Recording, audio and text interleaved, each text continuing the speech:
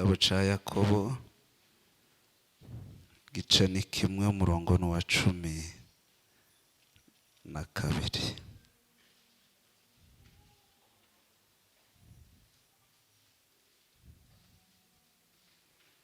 Rimwe 12 mfite biri ijambo ry'Imana ariko namwe mufite izindi. Hahiga umuntu wihanganira ibimugerageza, kuko Imana nibona ko atsinze izamuhemba ikamba ry'ubugingo yasezeranije abayikunda. Amen. Bibiliya yera iravuga ngo hahiga umuntu wihanganira ibimugerageza, kuko namara kwemerwa azahabwa ikamba ry'ubugingo Imana yasezeranije abayikunda. Amen. Dushimiye Imana kuba hano no munsi wa none. Imana ibishimirwe cyane. Amen.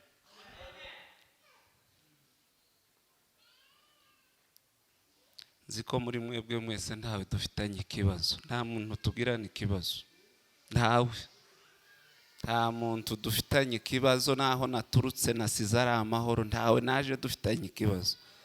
Keka ari shitani niyo dufitanye ibibazo byinshi, ariko abantu nta kibazo. Tuvuge ngo amen. Turanezerewe cyane kuba hano, abayobozi b'itorero, bene data badutumiye. Imana yo mu ijuru ibaha umugisha.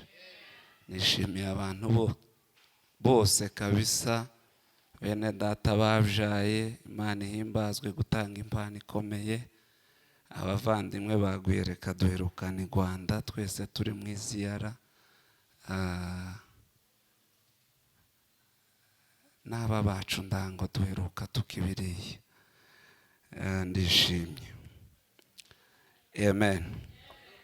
Turanezerewe. Nyina wa Simiyoni Kwizera yambwiye ngo nkuramutse. Yambwiye ngo mbivugire mu materaniro.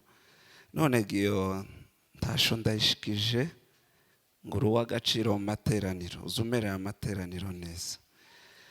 Semene amen.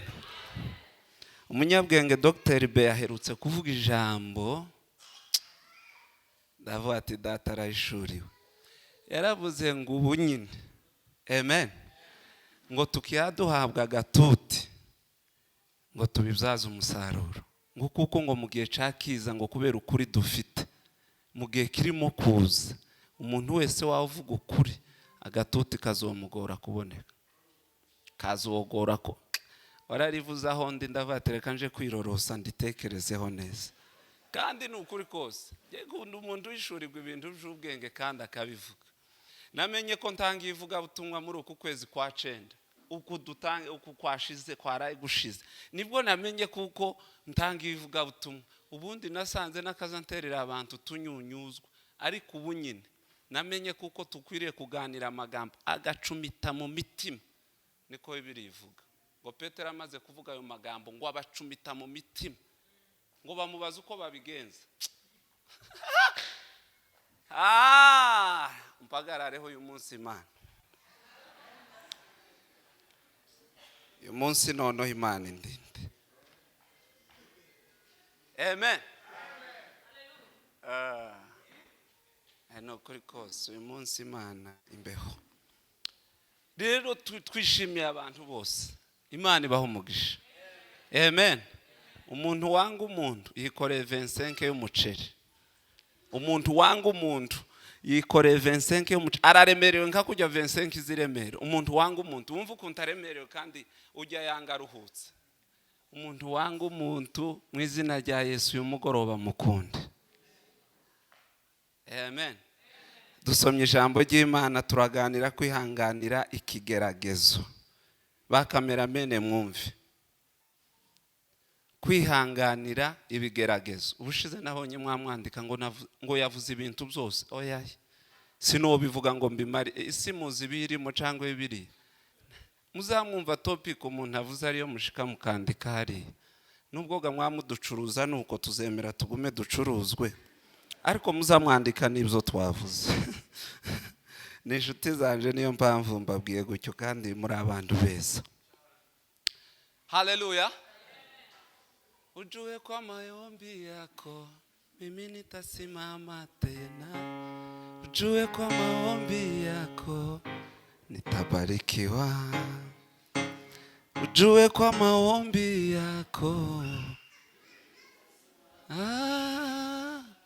Ujue kwa maombi yako. Ukiona niko kwenye niombe. Magonjwa yananiandama, wewe niombe. Nimekawia kupata mtoto, niombe. Ndoa yangu imevunjika, wewe niombe. Ujue kwa maombi yako mimi nitasimama. Ujue kwa maombi yako nitabarikiwa. Ujue kwa maombi yako mimi nitasimama. Ujue kwa maombi yako nitabarikiwa. Sema haleluya. Amen. Bwana tukuzwe. Amen. Haleluya. Haleluya. Kondiga ijambo ryo mu Efeso ibice 6 umurongo wa 2. Avuga ngo umuntu wese yubahe na nyina. Wubahe so na nyoko. Nimba ukeneye ngo kuramba iminsi myinshi Imana yikuyemo. Nimba ukeneye kuramba iminsi myinshi wubahe so na nyoko. Iryo jambo ko ndagiga kandi nzoriganiraho. Amen. Nari natekereje ngo tuganire ururimi kubera ko rundimo muri iyi minsi, ariko nza kwibuka koko tugomba kuganira ikigeragezo. Haleluya. Hari amagambo menshi abantu babwiwe yo gukurikira Yesu. Barababwira ngo ni ibintu zoroshe. Abantu barababwira ngo amahoro ngo abango kuwemeye Yesu wenyine. Abantu benshi bava hanze bahunze ibibazo, birukankira mu ikanisa, bashike bakomeza kwikorera bya bibazo kuko wenda bari bazi ngo hari umuntu wo bakoraho cyangwa hari ijambo bovuga imitima ikanezego. Semene amen. Ariko kubera kuko mutababwiye kuko ukeneye amahoro wese akwiriye kwihana kakira Yesu Kristo nk'umwami n'umukiza mu buzima bwe, bituma abantu benshi atukuzwe sana baza mu materaniro bagira ngo bazoruhuka bakomeza kuruha. Inzira ija mu ijuru kuma sinzira yoroshe. Yesu Kristo yabonye ko abantu batayimenya neza, aramanuka azari Imana yuzuye ngo agere hano kwisi. Arababwira ngo umuntu wese ukeneye kunkurikira ngo ikintu cyambere tukuzo wa majeshi ngo abanze yiyange. Yo ni intambara ya mbere, kwiyanga ntibishoboka. Kwiyanga biragoye. Buri umuntu wese azakenera ngo ibyiza ari we bijaho. Aravuga ngo icya kabiri ngo wikorere umusaraba. Kwikorera umusaraba no kwikorera bya bibazo byose bijya bigoye bijya byananiye abantu, ujikorere numara umukurikira.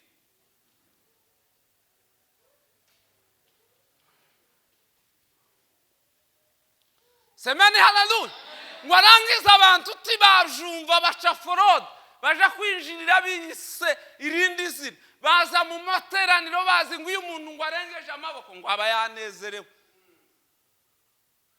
Kandi abantu benshi bamagira ngo ufite ibigeragezo ngo taza senga nguriya ngo reba ukuntu yabaye. Ahubwo ni uzi usenga arakurusha wowe utagira ibigeragezo, uri umwana wogeragezwa gututaratangira ishuri, uri bebe bazokugurire kuvureri bazakujyamisha, uri umwana. Nayo mpamvu abantu benshi byabananiye ngo barangize baje kwicara kugatorera abana batoya kandi bahagaze ari bakuru. Kunda kubwira abantu ngo abantu benshi bakijijwe bakuze tibamenya ko bagomba guhera muri Sunday school, bama biterera hano imbere barabyina barangiza ngo babahe inshingano. Si uko inshingano zihabwa, kandi inshingano tizigaragaza umuntu wakuze mu itorero. Aya magambo kandi aje gute?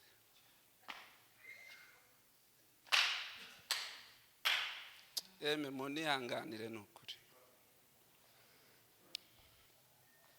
Muri iyi minsi sinzi ukuntu ni mukuru. Nsigaye ngenda nivugisha kandi ntakaza nivugisha. Kubera nzansoma amagambo nkabura uwo nabwira. Nayabwira umugore nkabona arahunyije nkabataye ko ndahumiwe. Ndahumiwe. Ayo. Ngahumigwa gutya. Semeni amen. Ngo arangiza aravuga ngo sinivyo vyonyine mugomba kwemera gushigwaho ibyananiye abantu. Ngo arangize ngo ajanwa ku musaraba arabambwa arakubita abavyeyi bamuhagaze iruhande babamureba. Semeni amen. Yambara ubusa ku manywa y'ihanga arashinyagurirwa gupfa urupfu rw'agashinyagu ni urupfu rudafite uko govugwa. Ngo arabyihanganira akomeza kubwira abandi ngo ngiyi inzira ija mu ijuru niyi niyi ngiyi y'imibabaro. Semeni amen. Ngo arangize ejo bundi natekereje ijambo rikomeye, natekereje ukuntu uzabisambo zananiwe gupfa n'ukuntu bari babigize babibana tivyacikana Yesu Kristo ataracikana. Nzakwibuka kuko bitari gucikana biri iruhande rw'ubuzima. Kuriya byari iruhande rw'ubuzima, Yesu Kristo ni ubuzima. Ataracikana ntivyari gucikana kuko ibyo byari bifite ubuzima kubera ko nyiri ubuzima yari ahagaze aho ngaho.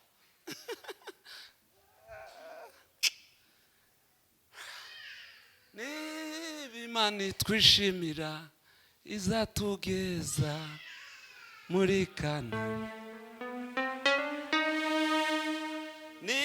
Nibimani twishimira izatugeza muri Kanani yawe. Semeni haleluya. Ikigeragezo n'umwambaro umuntu wese wamenye Imana yambara mu gihe runaka. Iyo umuntu atarageragezwa abakiyatozwa ibintu zoroshe, intangiriro y'ikintu cyose iroroshe, bahera kuri rimwe, bazahera kuri rimwe. Ariko iyo umuntu abaze kuba umunyeshuri wemewe ahabwa ikizamini. Burya ikizamini ni igeragezwa ryo kugira ngo barebe kuko uri umuntu uri mukura. Semeni amen. Ariko ikigeragezo ntabwo ari igihe utasenze. Igihe utasenze ikigeragezo coza kugira uti.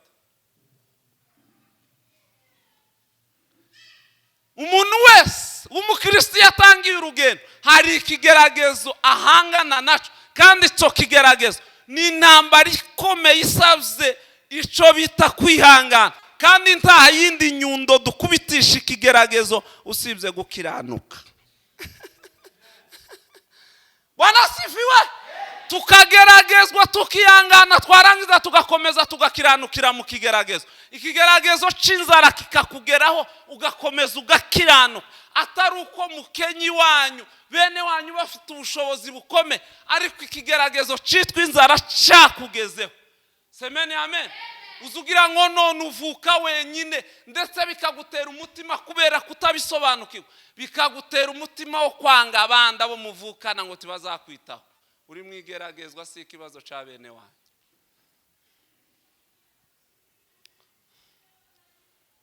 Uri mwigeragezwa kugira ngo uzamuke urundi rwego.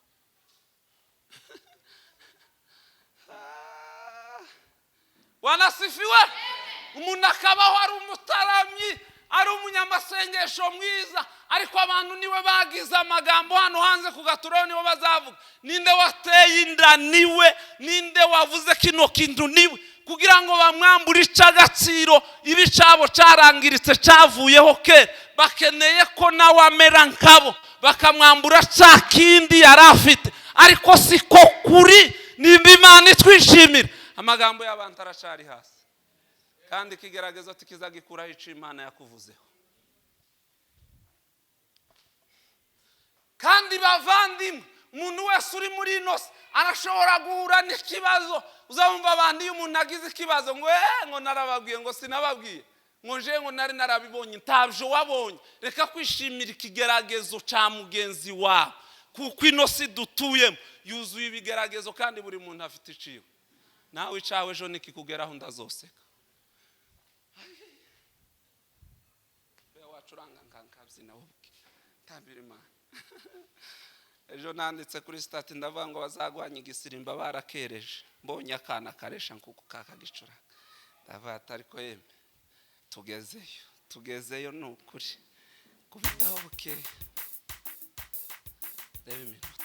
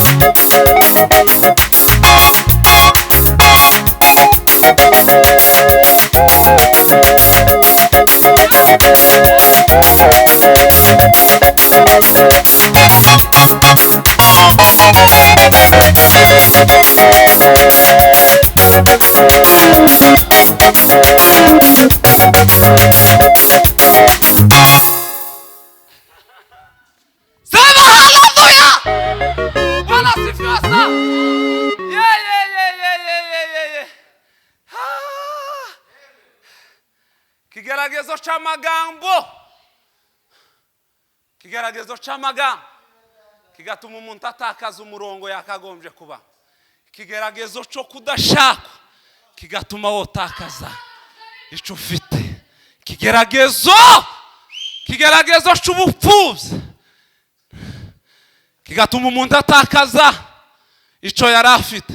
Kandi bavandimwe mureke mbatangarize kino kintu, bene wacu bazabishimira mu kigeragezo nibwo baba bakibona umwanya wo kuja kukumva no kukugerageza bakugendeho ngo ngo ihangane ngo tuzogufasha. Afite icyo ashaka azokwandagaza hano hanze kuko ni ikigeragezo kije ku kindi. Semeni amen. Mukristo ngo ari mu rugendo ngo ageze mu gahinda gasasa. Semeni amen. Ngo kubera ikigeragezo yari arimo ngo vyatumye atareba neza ubwoba bwari bwamwishe kubera ikigeragezo. Yo kandagira mutabazi niyo waza umubwira tese ko mbona hari amabuye iyo witegereza ati wari kuyabona tubwoba ati bwari bweme. Ikigeragezo kizagitera umuntu ubwoba yaruha kaga imbere y'abanzi. Kandi ikigeragezo kirashobora kuza ari Imana icohereje kukugerageza. Kandi mureke mbabwire semeni amen. Na Yesu Kristo yahuye na siogopi shetani na mambo yako, kwani maneno niliyoambiwa na Mungu yana nguvu sana kuliko ya ibilisi. Sibabaiki sababu ninaye mshindi, sitetemeki sababu najua aliye nami ni Simba wa Yuda. Siogopi shetani na mambo yako, kwani maneno niliyoambiwa na Mungu yana nguvu sana kuliko ya ibilisi. Biblia iravuga ngo ari mu minsi 40 ari mu butayu ngo Satani yamanuwe no kumugerageza. Haleluya. Yahuye naco ikigerageza arakizi. Niyo mpamvu twasomye iri jambo muri Yakobo ushize nabwiye abantu ndababwira ngo buriya umuntu wese ukeneye igisubizo semeni amen akeneye kibazo hari uwabona igisubizo kidafite ikibazo? Kandi buriya igisubizo iyo umuntu bamwaje ngo kabiri guteranya na kabiri akavuga ngo ni kane, akavuga ngo ni gatandatu, mwarimu akamuha 0, ntabwo aba yamubwiye ngo watsinzwe, aba yamubwiye ngo watanze igisubizo kitari cyo. Ariko gatandatu ni igisubizo cya gatatu gushiraho gatatu, suko ba rero muri no rugendo semene amen, iyo duhuye n'ikigeragezo tukanyereraho buke, si impamvu zo kutwurira no kutuvuga no kubona umwanya wo kutugiraho ibyapa ngo mujandikeho amagambo, sivyo. Si muri iki gihe, ahubwo ni igihe cyo gupfukama tukaririra n'abacu basubiye. Haleluya. Niyo mpamvu tubona umuntu wataramya agasenga ariko agakiza karara kambuwe n'umwana w'umukobwa utaratarana, yakaza afunga inzara ikamujya akarara yatara icumweru kigashira ari masayini, ariko umwana w'umukobwa yambara mine akamwaka kagakiza yamaranye ya myaka yose azayirwa afunga, iwe atarararanye n'inzara umunsi umwe agakiza kagasigayo.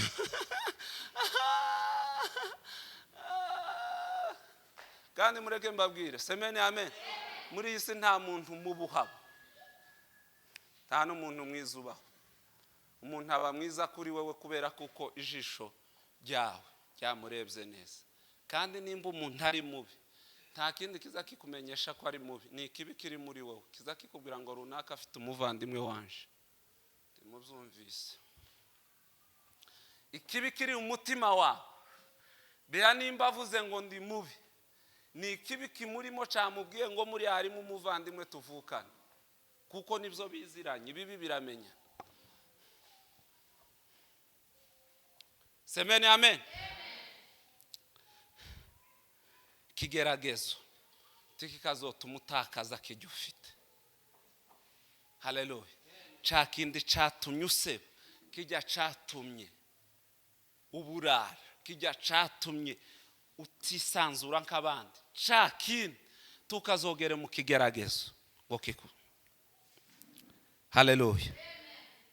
Naratangaye cyane iyo numva abantu benshi barimo babwiriza abandi imigisha, bakabaganiriza imigisha abantu bagafashwa, ariko bagera mu kigeragezo bamwe bakaza bigira inama zo kwiyahura. Buriya abantu benshi biyahura ni ukubera ikigeragezo, kubera iyihema. Tibababwiye kuko ikigeragezo semene amen ari urugamba, ari igihe cyiza cy'umuntu cyo kwitwara neza kugira ngo akivemo yakira ibihembo. Umuntu iyo ageragejwe neza aba ari mu kigero cyiza cyo kudefana, Imana ikamwereka ikamuha igihembo gikomeye. Kandi mureke mbabwire, muri cya kigeragezo titugomba gucika intege nabo, ahubwo nico gihe dukwiriye kugira imbaraga. Kandi muzorebe iyo abanyeshuri bageze mu bizamini niho bazabiga cyane, si byose? Uzusanga umwana hajyama hafi saa 9 saa 8, kubera iki? Ategereje ikigeragezo ejo mu gitondo kimugerageza. Rero nimba abanyeshuri batekereza kuko bagomba kurara bicaye bakitwara neza, igihe cya examen ico gihe umuntu azayitwara n'umunyamanyanga azagerageza akitwara neza. Ni gute twebwe iyo tugeze mu kigeragezo tuzatuvuga ngo hari Imana ntiki twibuka? Kandi iyo umuntu ageze ku ijambo rivuga ngo Imana yaraturetse, niyo ntambwe ya nyuma yo gusohoka. Imana yarandetse, niyo ntambwe ya nyuma yo gusohoka ukabivamo. Semeni haleluya. Bwana asifiwe sana.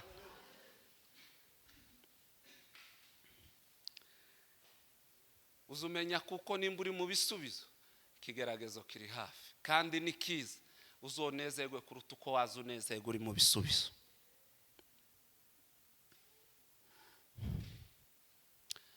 Haleluya.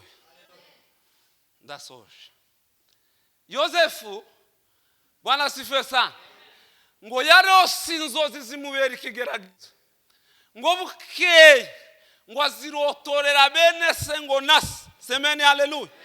Ngo arababwira ngo namonye imibu 10, ngo inikubita imbere, ngo wanje ngo usigara uhagaze, ngo yikubita ngo wanje abari usigara uhagaze.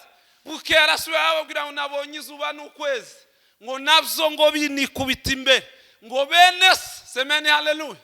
ngo bene se birabababaza cyane kugeza aho na se yavuze ati nyabu nibyo noneho warengesheje. Bwana sifiwe sa. Ikigeragezo ciyerekwa. Iyo uri mwiyerekwa neza uzura n'ibigeragezo bikubwira ngo warataye. Ejo bundi nabwiye abantu ngo umuhamagaro, semeni amen. Iyo uhamagawe neza ikintu ca mbere c'imbogamizi uhura nazo ni umuryango. Uzukubwira ngo wabaye ikirara. Ushize narababwiye ngo bene wacu bazashima umwana w'umubandi kuruta ikirara, kandi kuri ikirara n'umubandi biratandukanye. Kirari byacu kiza kibikorera hagaragara, ariko umubandi azayihisha kitwikira ijoro. Niyo mpamvu uzumva umwana wabo yamwo itabi akaririmba nk'uturirimbo twise, uzumva saha agenda yihaye ngo kagica ngo kabaye akabandi, ukama wumva bifitiye fyeri. Ariko umwana yatarama yasirimba ngo cabaye ikirara ngo gisigaye kiba mu bisirimba. Sawa, mu bisirimba nibyo bibaye ibirara kuruta wa mwana wawe mu itabi. Itabi niryo rifite imbuto nziza kurenza igisirimba twabyinnye. Reke mbabwire. Semeni amen. Yosefu ngo ahura n'ico kigeragezo kugeza aho bene se bamufashe ngo bamugurisha muri Egiputa. Umuvandimwe wa aragurishwa, kandi kiriya kinyoma bene se babeshe Yakobo nico yari yarabeshe mukuru wesa, amubwira yari yarabeshe umuvyeyi we, bituma kigenda gikururana. Ariko ngo arangize ngo agere kwa Potifari ahura n'ikindi kigeragezo citwa muka Potifari. Bavandimwe mbabwire, semeni amen, ntaco tuzireguza imbere y'Imana habe na kimwe. Yosefu yaramerewe neza, yarageze igihe cyo kudamara waruri ntukomenkanga ka Potifari. Ariko ngo aranga aravanga iki kigeragezo tico tumani yakana Imana ya data nabo. Bwana sifiwe sa. Ngo aravanga ahubwo no kwiruka n'umwambaro ugasigara, ariko abubu basigaye bambara imyambaro kugira ngo baje gukora icaha. Ubu nyina abantu bambaye inkweto, ariko Yosefu yemeye gusiga umwenda kugira ngo ikigerageza kineshe. Asimbuka kimwe aja mu kindi citwa inzu y'imbohe. Semeni amen. Ngo aturayo ngo ticamubuza naco kugomeza gukiranukira Imana. Bavandimwe, ikigeragezo uri mu uyu munsi, umuntu arashobora kugira ikigeragezo c'umugabo, umugabo akamugora kubera inzoga, umugabo akamugora kubera kumutakariza icizere, umugabo akakugora n'umuryango ukavuga ngo ni we munyamakosa kuko uwabo w'umuntu ntawe uzububonaho amakosa. Ivyo vyose ni ibigeragezo biri muri uru rugendo ruja mu ijuru. Tibikwiriye kugutakariza, tukwiriye kuvuga ngo nubwo yambwiye na ngo ariko nanje harako nashizemo. Ko si ukwihangana, kandi ikigeragezo ngo kidutera kwihangana.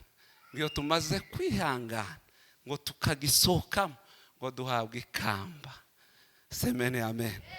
Tufite ibihembo. Bavandimwe, urashobora kugira ikigeragezo c'ubusore c'imyaka, ariko uyu mugoroba birashoboka kuko ari c'abandi bakiranukiyemo. Kandi intumwa zose zakoreye Imana zose zagiye zihura n'ibigeragezo bitandukanye, ariko zibyihanganira zigeza ku munsi wo gupfa. Umuntu akazapfa akihavuga Imana, kandi ikigeragezo cari gikomeye. Dukiranukire mu bigeragezo, apana kuvuga ngo narakijwe ngo ndakomeye utarahura n'ikigeragezo. Dukiranukire mu bigeragezo, nugwaza ugapfusha ukabura abana, iminsi mibi kakugeraho, uzokomeza ukiranukira Imana kugira ngo utahane intsinzi. Mwakire ijambo ry'Imana. Asifiwe. Namenya agaciro k'abantu. Maze kumenya hari umuntu uzuba ngo ntakunda abantu, uzoje kubana n'ingurube urebe ko ntuzazimera. Ngwiwe ngo abantu ngo azaye amakunda ngo abahantu wenyine ngo ntaza kunda ngo abantu. Abantu nibo bagize isi, ni nabo bakugiza. Ugomba gukunda abantu. Nta yindi ndirimbo numva mu mutima uretse yo kuvuga ngo Yesu arakoze. Nta yindi ndirimbo numva mu mutima uretse yo kuvuga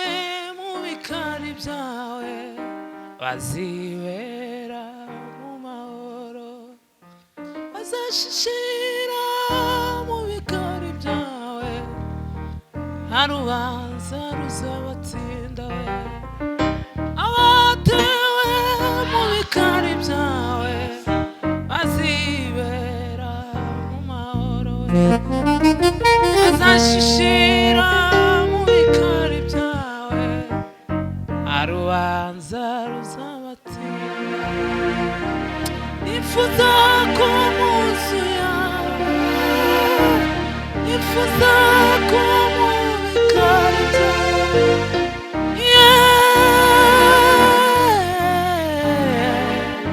kugira ngo nduke umutima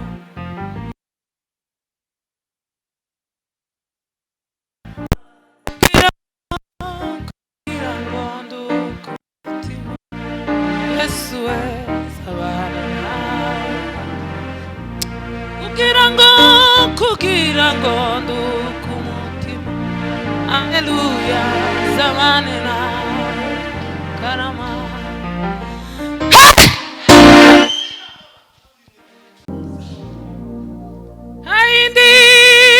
Haindi ndirimbo numva mu mutima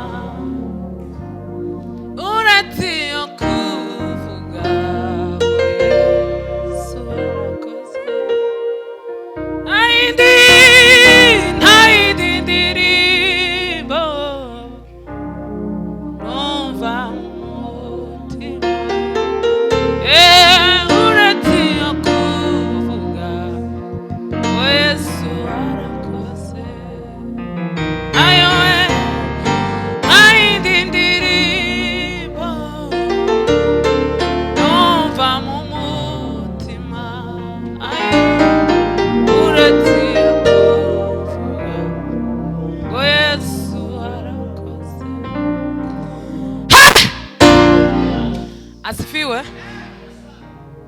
abantu baba baganira n'umuntu wawe kamera ntibyemewe kamera areke kamera ziri hariya muzamuje kureba kuri YouTube ntibari babimenya ariko itegeko ry'ikanisa rimeze abantu bose muvuge ngo haleluya haleluya nimusubize haleluya